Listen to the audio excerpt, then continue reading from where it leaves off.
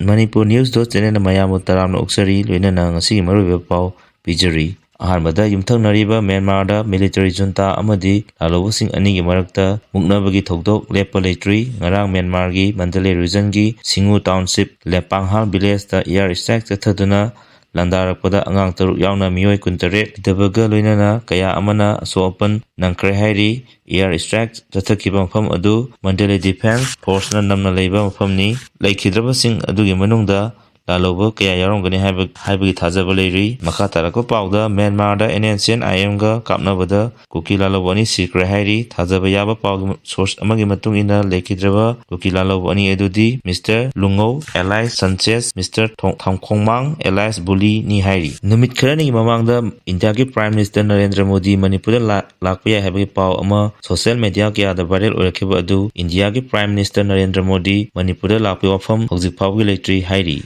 Mamang sahigi October thadagi December phawgi manungda Manipur santorakhiba African swine flu na maram oiraga ok loiba farmer kaya makokta makut hamnakiba thogdok aduga mai lenana center government da farmer singi maikaidagi lupa crore thagi compensation pipinaba haijakhiba adu India government gi maikaidagi sumnatagi lupa crore amakhak kaithorakre hairi Mizoram Assembly gi thawong amasung MP lesemba gi wafamda Mynmar junta tumina leba ngamlaktre India gi politician sing na leba anigi mari thadanaba thabak tawba chumloi Mynmar junta ikui kuidana Mizoram Legislative Assembly gi members sing Mynmar da chatuna chin khulai paiba singa India da yaursi haina phongtokhiba wafam amasung Manipur Rai Sabha gi MP Sana Jawa lesemana Parliament da Kabo Valley ase Manipur da amuk hanjanaba honabiyu haiba wafam aduda Mynmar junta na tumina leba ngamlaktabaga loinana India gi politician singna Indo Mynmar gi mari tadanaba thabak tawba chumloi haina phongtokre Mynmar da phongba pause da Irawandi na piba report ki matung ina Mynmar junta gi spokesperson Major General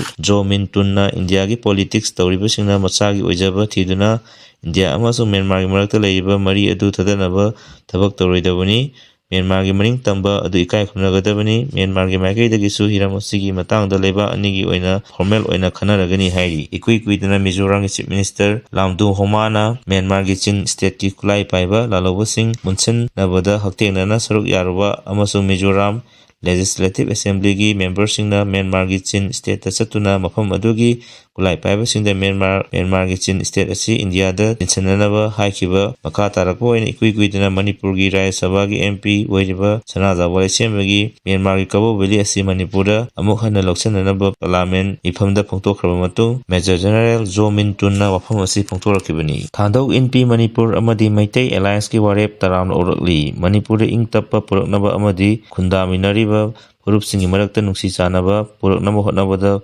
puna thabak tawminaba Thandok NP Manipur amadi Maitai Alliance anigi marakta amata yana warol ama khuyekpina kre hairi Thandok Student Association TSA na thadoraba cherol amada wafam ase phongtokladuna purup anigi marakta puna thabak tawminanaba yanakhiba wafam adu taram opolena phongthang asina Manipur ingtappa amadi purupsingi marakta nungsi chanaba puraknaba hotnabada achawa mateng oiragani hairi amaramda Thandok miyamgi hak amadi saktam kannanaba hotnabada Thandok NP Manipurna lokhalakliba thabaksinda apena phongtokpa loina Maitai Alliance na purup asiga mateng pinaba amadi wari sanabada ayaba pikibadu apena phongtorakli loinana purup ani asina punna thabak tawminanaba amata oina yanakhiba asina Manipurda punna khundaminariba purupsingi marakta hena nungsi chanaba ama puraklagani haibagi thajabasu Mairilup asina thamlakli loinana Thandok NP amasung Maitai Alliance anina lokhalakpa thabakta TSA na angamba mateng pigani hainasu phongtorakli makha tarakpada leibak miyang wari haibasi khangna yausang kumaida aremada matam amadi sel mangangumsi miyabagi punsi matam matamgi oina pangthokpa harau kumai haibasi saruk yadana pothapam ama haibadu oiribani adubu iramda Manipur asi sok 2022 gi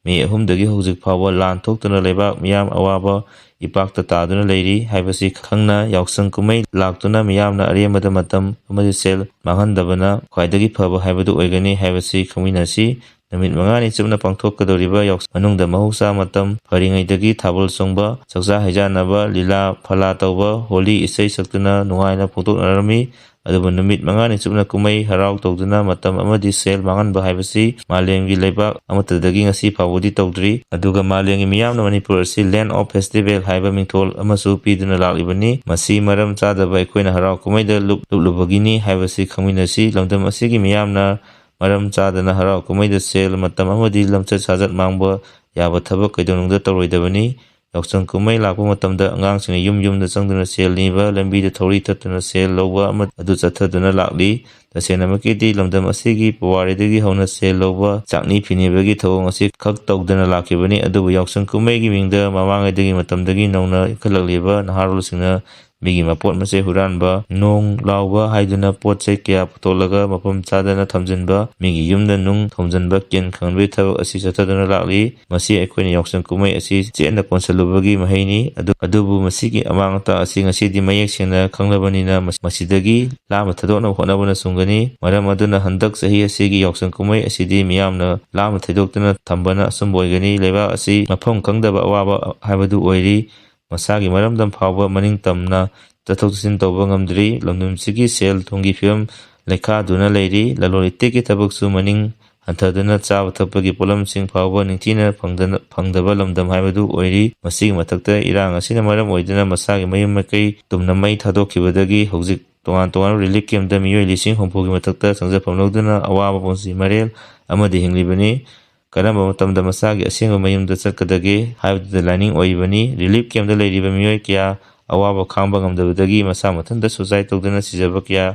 ꯑꯃꯁꯨ ꯌꯥꯎꯔꯤꯕꯅꯤ꯫ ꯃꯔꯝ ꯑꯗꯨꯅ ꯂꯩꯕꯥꯛ ꯃꯤꯌꯥꯝꯅ ꯊꯦꯡꯅꯔꯤꯕ ꯑꯋꯥꯕ ꯑꯁꯤ ꯈꯪꯕ ꯆꯨꯝꯒꯅꯤ꯫ ꯃꯔꯝ ꯆꯥꯗꯅ ꯀꯨꯝꯍꯩ ꯍꯔꯥꯎꯗ ꯁꯥꯗꯣꯡꯗꯨꯅ ꯅꯨꯡꯉꯥꯏꯕꯅ ꯑꯋꯥꯕ ꯈꯪꯗꯦ ꯍꯥꯏꯕꯔꯣꯝꯗ ꯂꯥꯟꯅ ꯆꯠꯈꯤꯗꯅꯕ ꯍꯣꯠꯅꯐꯝ ꯊꯣꯛꯏ꯫ ꯌꯥꯎꯁꯪ ꯅꯨꯃꯤꯠ 5ꯅꯤ ꯃꯅꯨꯡꯗ ꯑꯊꯦꯡꯕ ꯑꯍꯤꯡ ꯐꯥꯎꯕ ꯊꯥꯕꯜ ꯆꯣꯡꯕ, ꯂꯤꯂꯥ ꯐꯂꯥ ꯇꯧꯕ, ꯂꯝꯕꯤ ꯊꯠꯇꯨꯅ ꯁꯦꯜ ꯈꯥꯏꯕꯅꯆꯤꯡꯕ ꯑꯃꯠꯇ ꯄꯥꯡꯊꯣꯛꯄ ꯌꯥꯔꯣꯏ ꯍꯥꯏꯕꯗꯨꯅ ꯂꯝꯗꯝ ꯑꯁꯤꯒꯤ ꯂꯩꯀꯥꯏ ꯂꯩꯀꯥꯏꯒꯤ ꯂꯨꯞ ꯀꯌꯥꯅ ꯃꯥꯡꯖꯧꯅꯅ ꯂꯥꯎꯊꯣꯛꯈꯤꯕ ꯂꯩꯈ꯭ꯔꯦ꯫ ꯃꯗꯨꯅ ꯂꯩꯕꯥꯛ ꯃꯤꯌꯥꯝꯅ ꯂꯧꯅꯔꯛꯂꯤꯕ ꯐꯤꯔꯦꯞ ꯑꯁꯤ ꯍꯧꯖꯤꯛ ꯃꯅꯤꯄꯨꯔꯒꯤ ꯑꯣꯏꯔꯤꯕ ꯐꯤꯕꯝ ꯑꯁꯤ ꯌꯦꯡꯂꯒ ꯂꯧꯔꯛꯄꯅꯤ ꯍꯥꯏꯕꯁꯤ ꯃꯤꯌꯥꯝ ꯄꯨꯝꯅꯃꯛ ꯈꯪꯃꯤꯟꯅꯁꯤ꯫ ꯑꯗꯨꯕꯨ ꯌꯥꯎꯁꯪ ꯅꯨꯃꯤꯠ 5ꯅꯤ ꯑꯁꯤꯗ ꯁꯥꯟꯅ ꯈꯣꯠꯅꯕꯒ ꯃꯔꯤ ꯂꯩꯅꯕ ꯍꯤꯔꯝꯁꯤꯡꯗꯗꯤ ꯑꯊꯤꯡꯕ ꯄꯤꯗ꯭ꯔꯤ꯫ ꯃꯗꯨꯅ ꯁꯥꯟꯅꯕꯔꯣꯝꯗ ꯃꯥꯏ ꯑꯣꯟꯁꯤꯟꯗꯨꯅ ꯂꯩꯀꯥꯏ ꯂꯩꯀꯥꯏꯒꯤ ꯀ꯭ꯂꯕ ꯁꯪꯁꯊꯥꯟꯁꯤꯡꯅ ꯑꯩꯈꯣꯏꯒꯤ ꯍꯧꯔꯛꯂꯤꯕ ꯁꯥꯟꯅꯔꯣꯏꯁꯤꯡꯕꯨ ꯁꯥꯟꯅꯕꯒꯤ ꯂꯝꯗ ꯆꯤꯡꯁꯤꯟꯕꯤꯗꯨꯅ ꯑꯐꯕ ꯁꯥꯟꯅꯔꯣꯏ ꯑꯃꯃꯝ ꯑꯣꯏꯅꯕ ꯍꯣꯠꯅꯕꯤꯕ ꯆꯨꯝꯒꯅꯤ꯫ ꯇꯁꯦꯡꯅ ꯍꯥꯏꯔꯕꯗ ꯉꯁꯤ ꯃꯅꯤꯄꯨꯔꯗ ꯅꯦꯁꯅꯦꯜ ꯑꯃꯁꯨꯡ ꯏꯟꯇꯔꯅꯦꯁꯅꯦꯜꯒꯤ ꯊꯥꯛꯇ ꯑꯐꯕ ꯁꯥꯟꯅꯔꯣꯏ ꯀꯌꯥ ꯄꯨꯊꯣꯛꯄ ꯉꯝꯂꯤꯕ ꯑꯁꯤ ꯂꯩꯀꯥꯏ ꯂꯩꯀꯥꯏꯒꯤ ꯂꯝꯄꯥꯛꯇꯒꯤ ꯍꯧꯅ ꯁꯥꯟꯅꯈꯤꯕꯗꯒꯤꯅꯤ ꯍꯥꯏꯕꯁꯤ ꯈꯪꯕ ꯆꯨꯝꯒꯅꯤ꯫ ꯃꯗꯨꯗ ꯌꯥꯎꯁꯪ ꯃꯅꯨꯡꯗ ꯑꯕꯦꯔ ꯇꯩꯅꯕ, ꯐꯤ ꯃꯨꯟꯕ, ꯃꯌꯥꯏ ꯀꯥꯏꯕ ꯆꯤꯟꯖꯥꯛ ꯊꯛꯆꯤꯟ ꯆꯥꯁꯤꯟꯕ, ꯅꯨꯡꯉꯥꯏꯕ ꯐꯣꯡꯗꯣꯛꯂꯤꯕꯅꯤ ꯍꯥꯏꯗꯨꯅ ꯂꯝꯆꯠ ꯁꯥꯖꯠ ꯃꯥꯡꯂꯛꯅꯕꯒꯤ ꯂꯝꯕꯤꯗ ꯆꯪꯁꯤꯟꯗꯅꯕ ꯍꯣꯠꯅꯁꯤ꯫ ꯍꯌꯦꯡ ꯂꯩꯕꯥꯛꯀꯤ ꯏꯔꯥꯡ ꯑꯁꯤ ꯂꯣꯏꯔꯕ ꯏꯪꯇꯞꯄ ꯃꯅꯤꯄꯨꯔ ꯍꯥꯏꯕ